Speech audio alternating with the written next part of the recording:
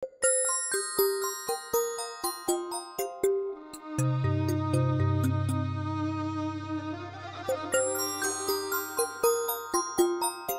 keraton Balekambang, Sang Prabu Sukmadewa merasa ada yang aneh dengan perilaku putri satu-satunya, Dewi Pancaningrum. Keadaan putri yang berbeda dari biasanya membuat Sang Prabu merasa cemas dan bertanya-tanya. Dengan rasa penasaran, beliau memanggil Patih Sukmadenta untuk menyampaikan kegelisahannya. Patih Sukmadenta, setelah mengamati dengan teliti, menyimpulkan bahwa perubahan pada Dewi Pancaningrum disebabkan oleh perasaan cinta yang tengah menguasainya. Mengetahui hal tersebut, Sang Prabu merasa bahagia karena putrinya akhirnya merasakan cinta, lalu memerintahkan Patih Sukmadenta untuk memanggil Dewi Pancaningrum. Setelah putri tiba di hadapan Sang Prabu, Sang Raja segera menyadari bahwa perasaan Dewi Pancaningrum tertuju pada seseorang, yaitu Pangeran Astrajingga. Sang Prabu, dengan penuh semangat, memerintahkan untuk mencari Pangeran Astrajingga, berharap dapat menemui pria yang telah merebut hati putrinya. Di keraton Indraprahasta, Arjuna bersama Gatot Kaca dan Prabu Batara Kresna tengah berada dalam pembicaraan serius. Arjuna merasa kebingungan karena keempat saudaranya, Yudhistira, Bima, Nakula, dan Sadewa, sudah lama menghilang dari negara, meninggalkan banyak pertanyaan tanpa jawaban. Ketika pembicaraan itu berlangsung, datanglah Resi Dorna bersama para Kurawa. Maksud kedatangan Dorna adalah untuk memberi tahu bahwa dalam tidurnya, ia mendengar suara gaib yang memberitahukan bahwa jika Pandawa ingin kembali, maka harus ada tumbal, yaitu Astrajingga, anak Semar Badranaya.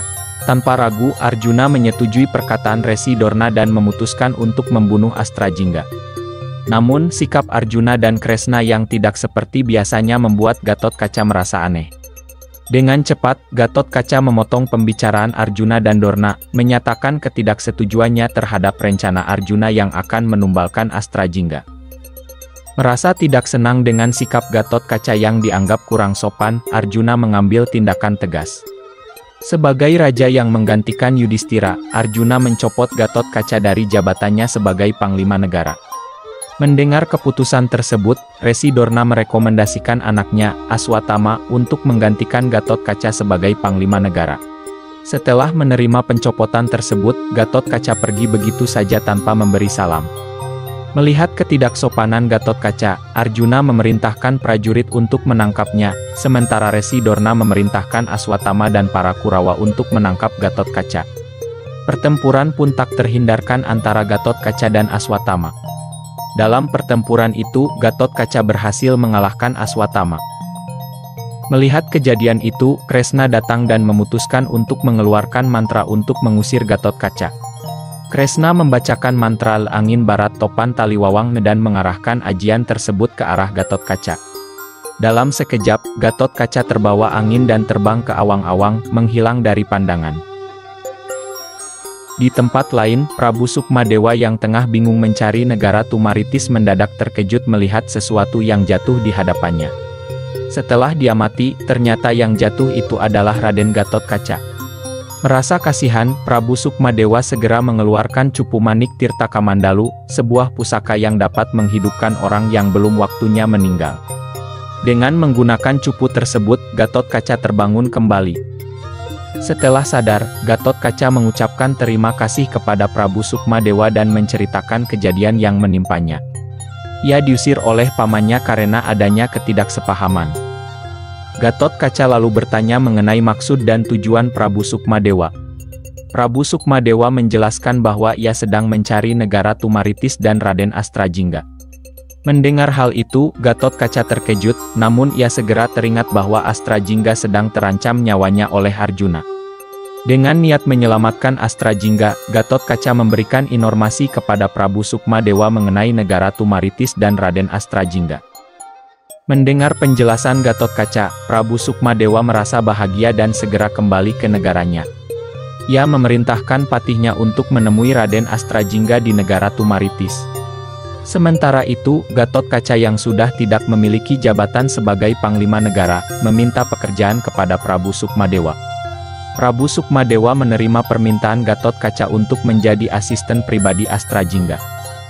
Meskipun hati Gatot Kaca merasa tidak puas dengan keputusan tersebut, ia tetap mengikuti perintah yang diberikan. Prabu Sukmadewa dan Gatot Kaca kemudian pergi menuju keraton Balekembang, sementara Patih Sukmadenta berangkat mencari Raden Astrajingga. Di kampung Tumaritis, Astrajingga yang sedang sakit hampir 1 bulan lamanya, dipangku oleh Semar Badranaya, ayahnya, dan disaksikan oleh adiknya, Dawala. Semar dan Dawala merasa sedih melihat kondisi Astrajingga yang semakin parah.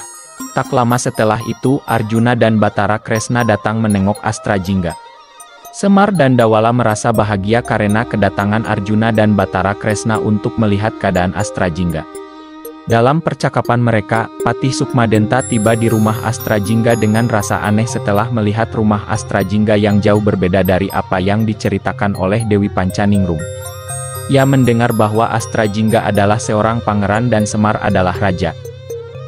Patih Sukmadenta yang merasa penasaran, mengeluarkan aji panelengan untuk mengintip tanpa terlihat oleh orang-orang. Saat mengintip, ia terkejut melihat Arjuna dan Kresna, yang ia kira adalah Astrajingga dan Prabu Semar. Patih Sukmadenta mendengarkan percakapan antara Arjuna dan keluarga Semar. Dalam percakapan itu, Arjuna menyatakan niatnya untuk menjadikan Astrajingga sebagai tumbal negara.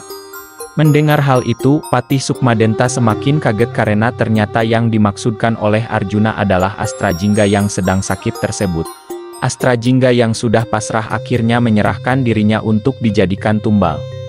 Melihat kejadian tersebut, Patih Sukmadenta mengeluarkan aji sirep yang mengubah semua orang menjadi patung, dan ia membawa Astrajingga ke negara Rawekambang.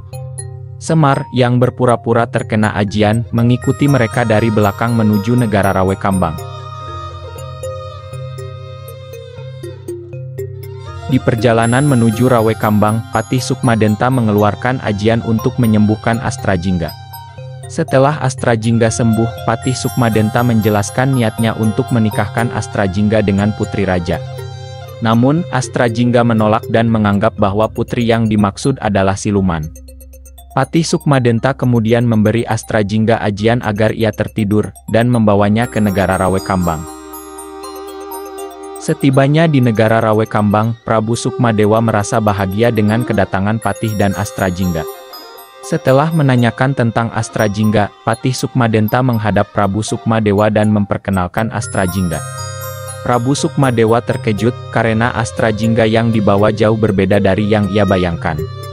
Astrajingga yang tertidur akibat ajian Patih Sukmadenta, dibangunkan oleh Patih. Setelah terbangun, Astrajingga menolak untuk dinikahkan dengan putri raja.